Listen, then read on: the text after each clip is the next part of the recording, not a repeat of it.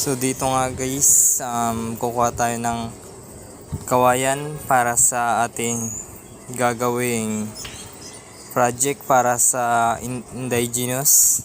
So dito nga pinuputol ko na yung kawayan at nililinisan ko lang siya para maliit na lang yung dadalhin ko, para madali na lang siyang biyakin.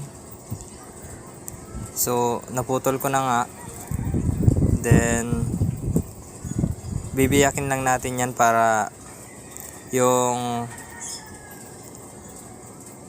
isa na lang yung dadalhin natin. So ayan nga, biniyak ko na.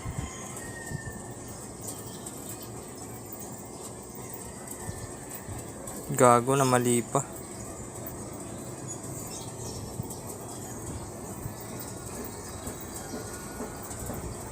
So ayan na nga, binibiyak ko na. So madali lang tong gawin guys. Kung gusto nyo gumawa din kayo, then ituturo kung paano gagawin. Apaka basic lang ito guys. So dito nga nilinisan ko na yung kawayan para sa paggagawa natin ng project. Bibiyakin ko muna yan para mas mag-shape siya doon sa gagawin natin. So ayan, biniyak ko na.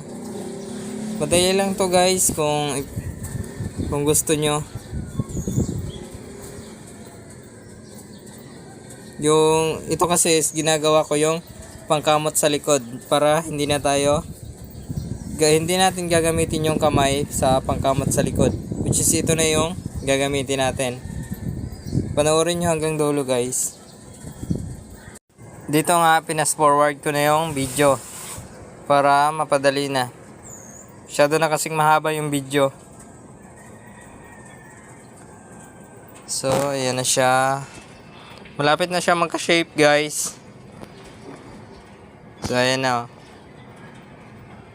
Bali hindi ko dito matatapos, which is pagbalik ko pa ng San Pascual ko ito matatapos. Kasi doon pa yung magkakarugtong, doon pa madudugtungan yung video natin kasi hindi natin siya dito matatapos.